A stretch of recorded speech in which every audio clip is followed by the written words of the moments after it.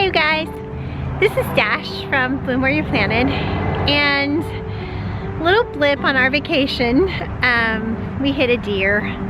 Yeah, so it's a pretty big buck. It was late at night, it was so dark, and it just was right in front of the truck. We're just thankful that we're okay. We're really feeling thankful that we weren't hurt.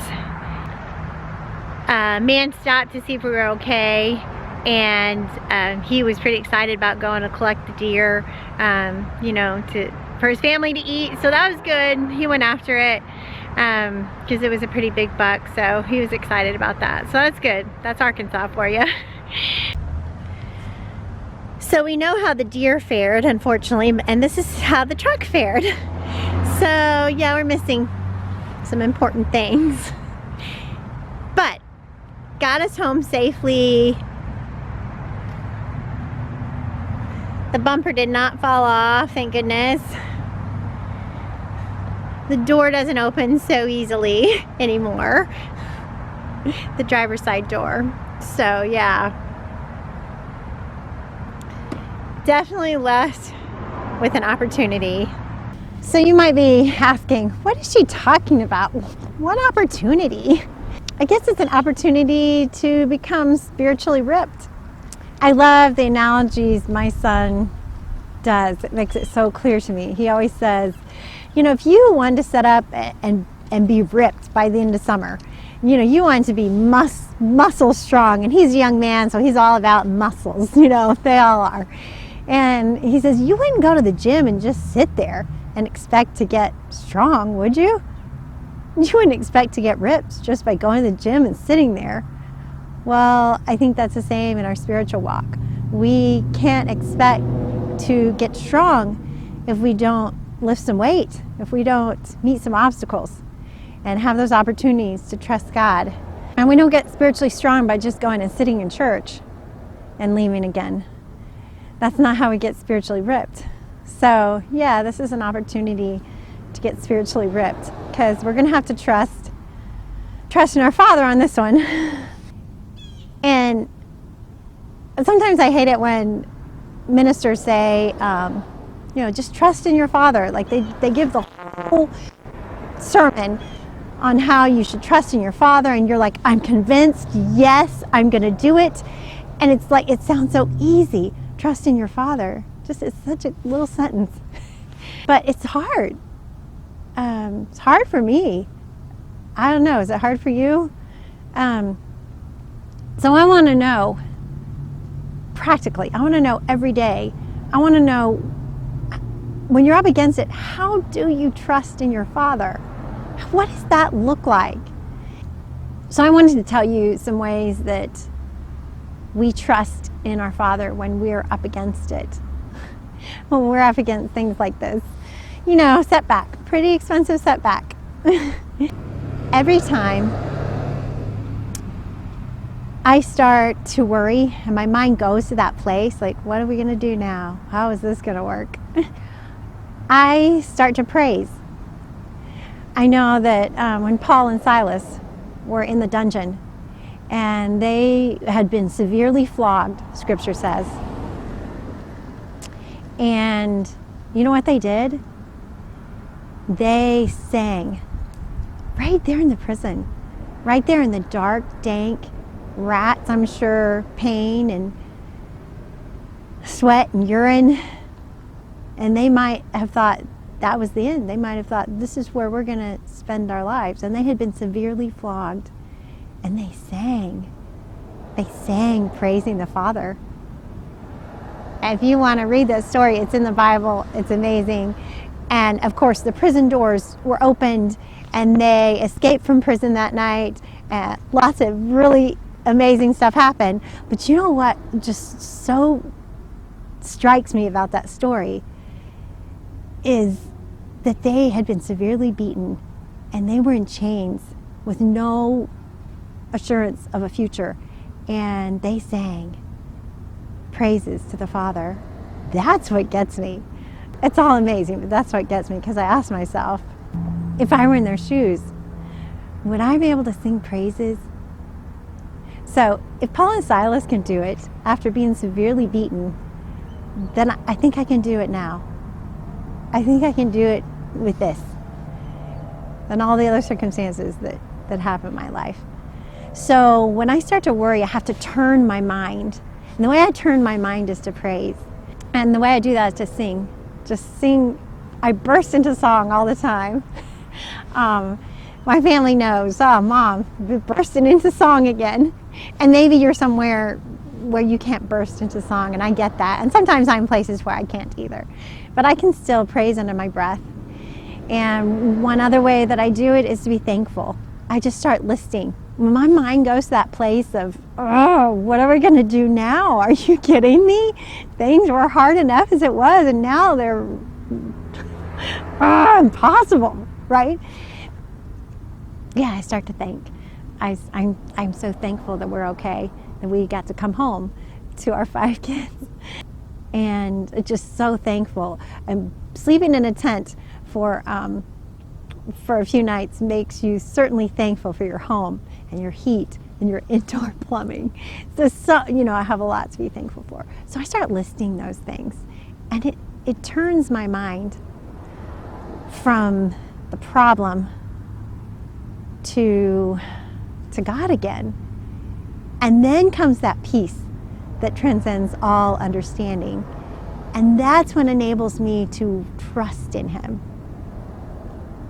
to walk day by day and trust in His goodness. And one way I trust in Him is sometimes if we go out with our swords drawn and we're going to fight that battle, we're going to do it ourselves. We're going to make this better. We're going to earn the money. We're going to do that.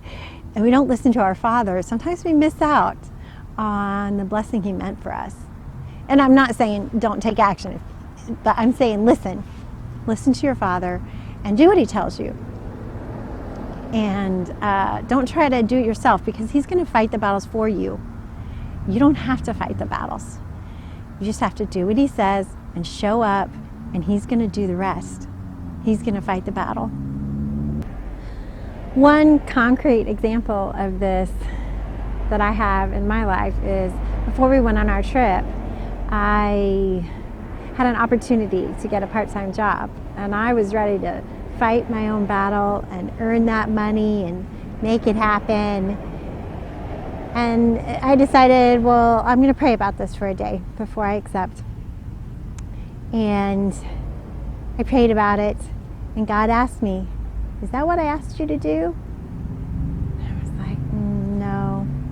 You asked me to homeschool my kids. And could I still do that if I got a part-time job?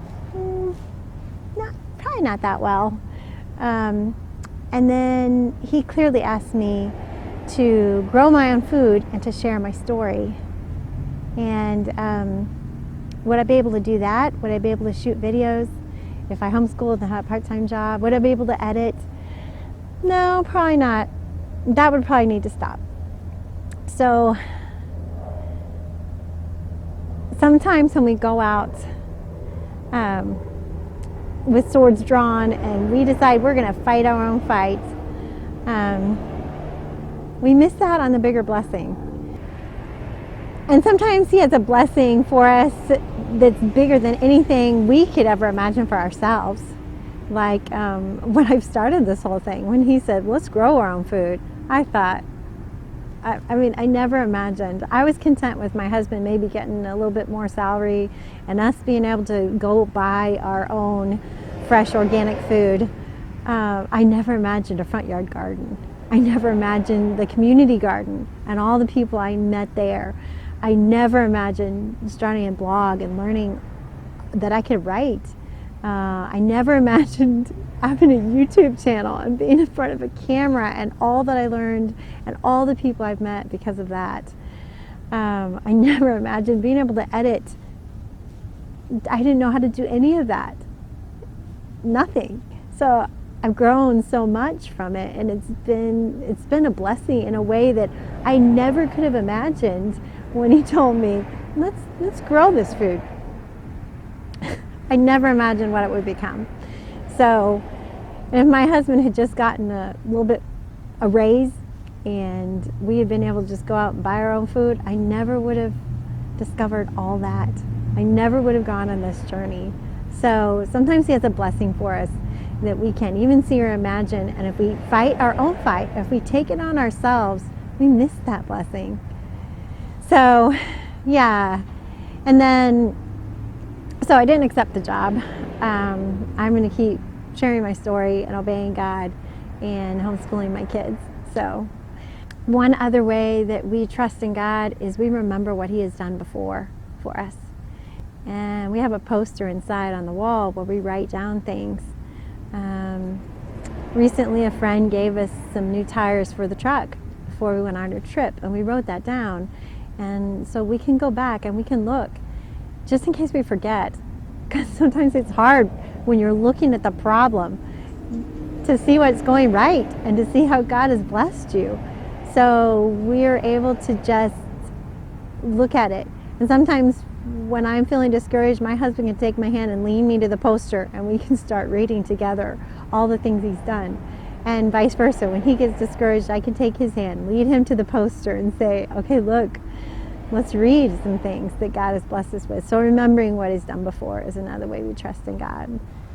So that is some of the ways that we trust in God, to burst into song and praise Him through the storm, and to list all the things we're thankful.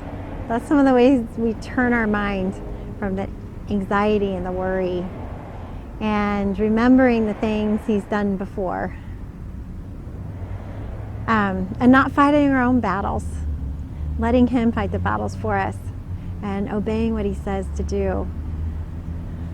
And that's how we practically trust in God.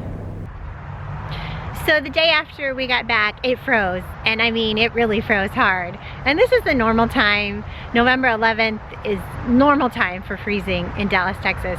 So I covered what I did have. My fog guard is not what it usually is. Usually I have 3 full beds of food, like kale and greens, beets, carrots, all sorts of good stuff, chard, Swiss chard. But this time I don't have much because of different reasons. It was a tough fall. And so I just have half of this bed and I covered it, and then the winds whipped over the plains and it worked on that cover all night, I guess, because when I came out in the morning after the hard freeze, I'll show you what I found. Well, some of my carrots are still here, and some of this spinach, oriental spinach, that seems pretty hardy. But there was a lot of stuff over here, like lettuce and Swiss chard, and yeah, there's this sad little plant. Really can't see it anymore. There's another sad little tragedy right there. So yeah, I had this whole section planted. So the freeze unfortunately got those. So that's frustrating. And like I said, just another opportunity. So I guess by the end of winter, when spring comes, I'm gonna be spiritually ripped. I would love to hear some practical ways that you guys trust in God. And I would love to hear what you're up against. And I hope that you'll think of it that way. I hope that you'll think, you know, at the end of the winter, me and Dash, we're gonna be spiritually ripped. And sometimes, you know what, it's not even the blessing at the end, but sometimes we're in the blessing. We're in the blessing. We're growing closer to our Father. And we're right in the middle of the blessing. So it's a different way to look at things. Anyway, I wanted to share that with you today. And I hope that it helps you get some ideas on how to trust God that you hadn't thought of before. Bye, you guys.